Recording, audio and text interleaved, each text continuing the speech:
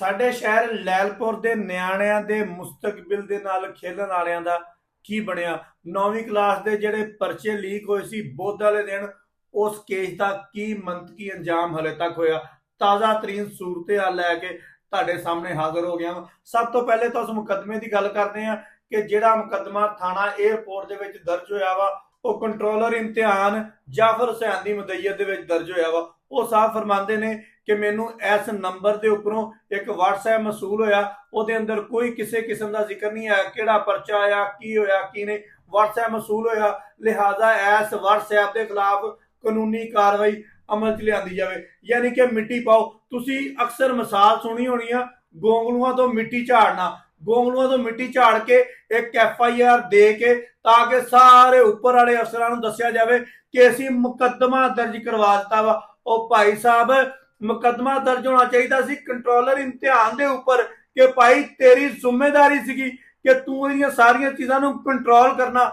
ਅਗਰ ਤੇਰੇ ਹੁੰਦਿਆਂ ਇਹ ਪਰਚਾ ਲੀਕ ਹੋਇਆ ਵਾ ਤੇ ਜਨਾਬ ਤੁਸੀਂ ਇਹਦੇ ਮੁਲਜ਼ਮ ਹੋ, ਤੁਹਾਡਾ ਸਾਰਾ ਕਸੂਰ ਆ, ਨਾ ਕਿ ਤੁਸੀਂ ਮਦਈ ਹੋ। ਤੁਸੀਂ ਮਦਈ ਬਣ ਕੇ ਸਾਡੇ ਨਿਆਣਿਆਂ ਦੇ ਮੁਸਤਕਬਲ ਦੇ ਨਾਲ ਖਲਵਾੜ ਕੀਤਾ ਵਾ ਤਾਂ ਕਿ ਮਿੱਟੀ ਪੈ ਜਾਵੇ। ਇੱਕ ਵਾਕਿਏ ਦੇ ਦੋ ਮੁਕੱਦਮੇ ਨਾ ਦਰਜ ਹੋ ਸਕਣ। ਹੁਣ ਮੈਂ ਮੈਡਮ ਕਮਿਸ਼ਨਰ ਸਾਹਿਬਾਨ ਨੂੰ ਉੱਤੇ ਗੁਜ਼ਾਰਿਸ਼ ਕਰਾਂਗਾ ਕਿ ਮੈਡਮ ਆਪਣੇ ਕੋਲੋਂ ਤੇ ਇਹ ਵੀ ਇਖਤਿਆਰ ਖੋ ਲਿਆ ਗਿਆ ਕਿ ਆਪਾਂ ਕੋਈ ਹੋਰ ਮੁਕੱਦਮਾ ਦਰਜ ਕਰਵਾ ਸਕੀਏ। ਉਹਦੀ ਵਜ੍ਹਾ ਹੈ ਕਿ ਇੱਕ ਵਾਕਿਏ ਦਾ ਕਾਨੂੰਨ ਦੇ ਮੁਤਾਬਕ ਦੂਜਾ ਮੁਕੱਦਮਾ ਹੀ ਦਰਜ ਨਹੀਂ ਹੋ ਸਕਦਾ। ਜਦੋਂ ਦੂਜਾ ਮੁਕੱਦਮਾ ਹੀ ਦਰਜ ਨਹੀਂ ਹੋਏਗਾ ਤੇ ਅਸਲ ਮੁਲਜ਼ਮਾਨ ਨੂੰ ਆਪਾਂ ਫੜਾਂਗੇ ਕਿੱਦਾਂ। ਲਿਹਾਜ਼ਾ ਇਹ ਬਹੁਤ ਬੜੀ ਕਾਨੂੰਨੀ ਗਲਤੀ ਕੀਤੀ ਗਈ ਆ ਔਰ ਇਨਕੁਆਇਰੀ ਕਮੇਟੀ ਨੂੰ ਦੱਸਣਾ ਇਹ ਜ਼ਰੂਰੀ ਆ। ਮੈਂ ਤਾਂ ਦੱਸਦਾ ਰਹਾਂਗਾ, ਬਾਕੀਆਂ ਦਾ ਮੈਨੂੰ ਪਤਾ ਕੋਈ ਨਹੀਂ ਹੈਗਾ ਕਿ ਇਨਕੁਆਇਰੀ ਕਮੇਟੀ ਜ਼ਰਾ ਮੇਰੀ ਗੱਲ ਗੌਰ ਦੇ ਨਾਲ ਸੁਣ ਲਵੇ ਕਿ ਇਹ ਕਾਨੂੰਨੀ ਤੌਰ ਤੇ ਬੜੀ ਵੱਡੀ ਗਲਤੀ ਹੋਈ ਆ ਕਿ ਇਹ ਮੁਕੱਦਮਾ ਜਿਹੜਾ ਵਾ ਇਮਤਿਹਾਨ ਦੇ ਕੰਟਰੋਲਰ ਦੀ ਮਦਈਏ ਦੇ ਵਿੱਚ ਦਰਜ ਕਰ ਲਿਆ ਗਿਆ ਸਿਰਫ ਇੱਕ ਮੋਬਾਈਲ ਨੰਬਰ ਦੇ ਖਿਲਾਫ। ਮੇਰੇ ਜ਼ਰਾ ਇਹਦਾ ਕਹਿਣਾ ਵਾ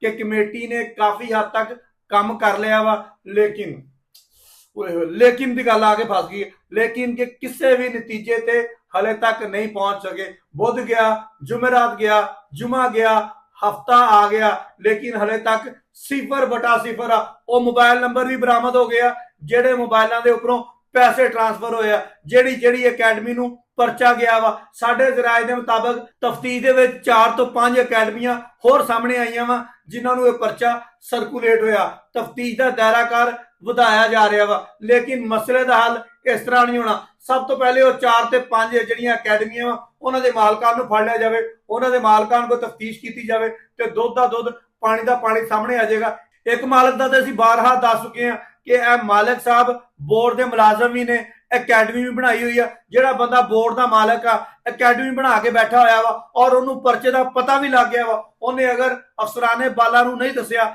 ਤੇ ਮੇਰਾ ਖਿਆਲ ਆ ਕਿ ਉਸ ਬੰਦੇ ਦਾ ਸਭ ਤੋਂ ਜ਼ਿਆਦਾ ਕਸੂਰ ਹੈਗਾ। ਉਹਦੇ ਕੋਲ ਪੁੱਛ ਲਿਆ ਜਾਵੇ ਕਿ ਭਾਈ ਸਾਹਿਬ ਜਨਾਬ ਨੇ ਪਰਚਾ ਕਿੱਥੋਂ ਲਿਆ, ਜਨਾਬ ਕੋ ਪਰਚਾ ਕਿੱਥੋਂ ਆਇਆ, ਜਨਾਬ ਨੇ ਇਸ ਪਰਚੇ ਦੀ ਇਵਜ਼ ਕਿੰਨੇ ਪੈਸੇ ਦਿੱਤੇ ਆ, ਕਿੰਨੇ ਪੈਸੇ ਲਏ ਆ। ਜਿਹੜੀ ਵੀ ਗੱਲਬਾਤ ਆ ਉਹ ਸਾਹਮਣੇ ਆ ਜਾਏਗੀ। ਲੇਕਿਨ ਅਫਸੋਸ ਵਾਲੀ ਗੱਲ ਇਹ ਆ ਕਿ ਹਲੇ ਤੱਕ ਇੱਕ ਬੰਦੇ ਨੂੰ ਗ੍ਰਿਫਤਾਰ ਕੀਤਾ ਅਮੀਨ ਟਾਊਨ ਵਾਲੀ ਅਕੈਡਮੀ ਦੀ ਸ਼ਨਾਖਤ ਦੇ ਉੱਪਰ, ਯਾਨੀ ਕਿ ਅਮੀਨ ਟਾਊਨ ਵਾਲੀ ਅਕੈਡਮੀ ਨੇ ਇੱਕ ਬੰਦੇ ਤੱਕ ਪਹੁੰਚਾ ਦਿੱਤਾ ਇਹਨਾਂ ਨੂੰ। ਬਾਕੀ ਬੰਦੇ ਜਿਹੜੇ ਆ ਉਹ ਕਿੱਥੇ ਆ?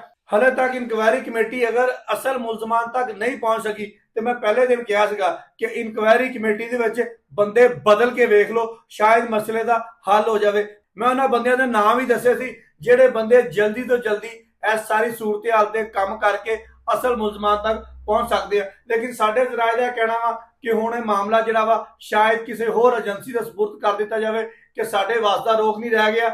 ਲਿਹਾਜ਼ਾ ਏਜੰਸੀ ਵਾਲੇ ਆਣ ਇਸ ਮਾਮਲੇ ਨੂੰ ਟੇਕ ਅਪ ਕਰਨ ਤੇ ਜਲਦੀ ਤੋਂ ਜਲਦੀ ਜਿਹੜੇ ਮੁਲਜ਼ਮਾਨ ਨੇ ਉਹਨਾਂ ਨੂੰ ਗ੍ਰਿਫਤਾਰ ਕੀਤਾ ਜਾਵੇ। ਔਰ ਮੇਰੇ ਜ਼ਰਾਏ ਦਾ ਇੱਕ ਹੋਰ ਕਹਿਣਾ ਵਾ, ਇਹ ਬੜੀ ਇੰਟਰਸਟਿੰਗ ਗੱਲ ਆ ਕਿ ਇਹ ਵਾਕਿਆ ਸਿਰਫ ਇਸ ਸਾਲ ਨਹੀਂ ਪੇਸ਼ ਆਇਆ, ਪਿਛਲੇ 4 ਤੋਂ 5 ਸਾਲ ਜਰਾ ਆਪਣੇ ਗਿਰੇਬਾਨ ਖੋਲ ਕੇ ਨਾ ਇੰਜ ਕਰਕੇ ਝਾਂਕ ਕੇ ਦੇਖਣਾ ਕਿ ਪਿਛਲੇ 4 ਤੋਂ 5 ਸਾਲ ਤੋਂ ਇਹ ਵਾਕਿਆਤ ਮਸਲਸਲ ਹੋ ਰਹੇ ਆ ਤੇ ਪਿਛਲੇ 4 ਤੋਂ 5 ਸਾਲਾਂ ਦੇ ਇਮਤਿਹਾਨਾਤ ਦੇ ਉੱਪਰ ਇੱਕ ਬਹੁਤ ਵੱਡਾ ਸਵਾਲੀਆ ਨਿਸ਼ਾਨ ਹੈਗਾ ਵਾ। ਮੈਂ ਇੱਥੇ ਵਜ਼ੀਰ ਤਾਲੀਮ ਸਾਹਿਬ, CM ਪੰਜਾਬ ਸਾਹਿਬਾਂ ਨੂੰ ਗੁਜ਼ਾਰਿਸ਼ ਕਰਾਂਗਾ ਕਿ ਮੈਡਮ ਫੈਸਲਾਬਾਦ ਦੇ ਇਸ ਮਾਮਲੇ ਨੂੰ ਇੱਕ ਟੈਸਟ ਕੇਸ ਬਣਾਇਆ ਜਾਵੇ ਤਾਂ ਕਿ ਆਇੰਦਾ ਸਾਡੇ ਬੱਚਿਆਂ ਦੇ ਮੁਸਤਕਬਲ ਦੇ ਨਾਲ ਕੋਈ ਬੰਦਾ ਵੀ ਖੇਲਣ ਦੀ ਕੋਸ਼ਿਸ਼ ਨਾ ਕਰੇ। ਇਹਦੀ ਜਿਸ ਤਰ੍ਹਾਂ ਹੋਰ ਅਪਡੇਟ ਆਂਦੀ ਜਾਏਗੀ ਮੈਂ ਤੁਹਾਨੂੰ ਸਾਰੀ ਦੀ ਸਾਰੀ ਦੱਸਦਾ ਜਾਵਾਂਗਾ। ਉਹਦੀ ਵਜ੍ਹਾ ਵੀ ਹੈ ਇੱਕ, ਮੇਰੇ ਸ਼ਹਿਰ ਦੇ ਨਿਆਣਿਆਂ ਦੇ ਮੁਸਤਕਬਲ ਦਾ ਮਸਲਾ ਵਾ। ਅਗਰ ਯਕੀਨ ਕਰੋ ਕਿ ਮੁਸਤਕਬਲ ਦਾ ਮਸਲਾ ਨਾ ਹੁੰਦਾ ਨਾ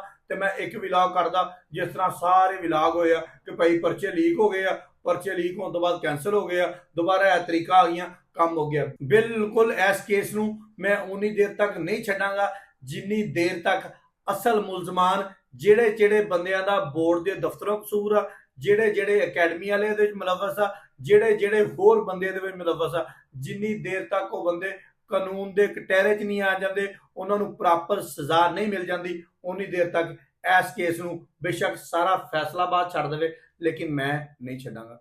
ਬਹੁਤ ਸ਼ੁਕਰੀਆ।